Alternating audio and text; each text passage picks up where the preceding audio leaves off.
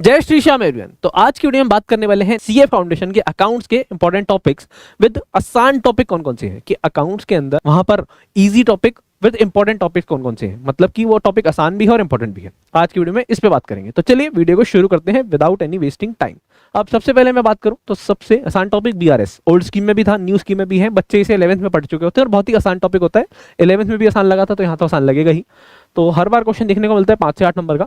तो आप ये इस बार भी अभी आपका चैप्टर जो है न्यू स्कीम में भी है, तो ये आसान टॉपिक है। बिल ऑफ एक्सचेंज ये भी बच्चे पढ़ के आ चुके हैं 11th 12th के अंदर। यहाँ पर एकोमोडेशन वाला थोड़ा सा पॉइंट बच्चों को थोड़ा सा दिक्कत देता था, बट बाकी चैप्टर बहुत आसान है और एकोमोडेशन एक बार समझ आने के बाद वो भी आसान हो जाता है। इससे भी हमेशा क्वेश्चन इसकी जो वेटेड एवरेज कहूँ मैं वो 5 से 8 नंबर की आती है। Rectification of error 11th class में बच्चों को थोड़ी सी दिक्कत देता था, बट अब सीए फाउंडेशन आते आते आपके दिमाग का लेवल थोड़ा बढ़ चुका है, तो रेक्टिफिकेशन ऑफ एरर अब आपको आसान लगता है क्योंकि अब इससे ज्यादा टफ टॉपिक आप पढ़ के आ चुके हैं।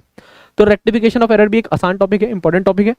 इसके अलावा अब ये जो इस बार नई स्कीम में ऐड हुए हैं ये वो तीनों chapter redemption of debenture, redemption of preference shares.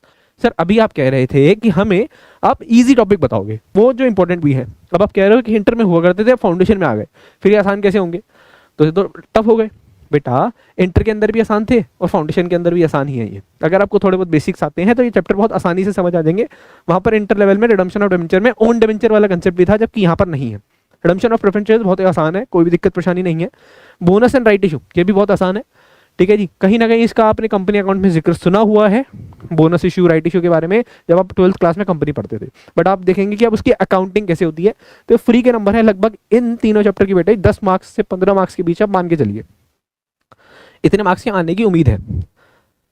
उसके अलावा अगर हम बात करें final accounts NPO, final account बच्चे 11th क्लास में 12th क्लास में पढ़ के आते हैं, आसान है। थोड़ा सा यहाँ पर आपका जो चैप्टर होता है वो लेंदी होता है या क्वेश्चन लेंदी होता है, बाकी है बहुत आसान अगर आप एक स्ट्रेटजी वाइज उस क्वेश्चन को सॉल्व करते हैं। तो फाइनल अकाउंट आसान है और इंपॉर्टेंट है क्योंकि 10 से 15 नंबर का क्वेश्चन हर बार देखने को मिलता है। एनपीओ अगर आपको फाइनल अकाउंट समझ आ गया है तो एनपीओ भी समझ आ जाएगा, सिर्फ एक सब्सक्रिप्शन की एडजस्टमेंट और कंज्यूमर की एडजस्टमेंट नहीं होती है, बाकी सब आसान है। तो 10 से 15 नंबर का टॉपिक, अब मेरे को इंपॉर्टेंट टॉपिक भी बताने हैं, तो ये वाले टॉपिक आसान है अगर आपको थोड़ी बहुत अकाउंटिंग समझ आने लगी है तो। कंपनी अकाउंट मैंने कहा वैसे ये वाले तीनों टॉपिक आपके कंपनी अकाउंट में आ जाएंगे, बट मैंने यहाँ पर लिखा क्योंकि नए हैं और इसके अलावा आसान है।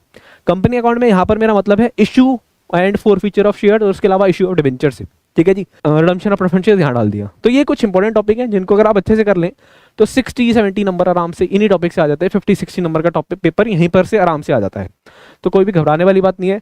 तो आप इन टॉपिक से स्टार्ट कर सकते हैं अपनी इसकी पढ़ाई, ठीक है जी। तो चलिए ऐसी ही नई नई इन्फॉर्मेटिव वीडियो जानने के लिए बने रहिए हमारे चैनल से। मिलते हैं नेक्स्ट वीडियो में। वीडियो को ज़्यादा से ज़्यादा लाइक करिए और दोस्तों तक पहुंचाइए इस वीडियो को।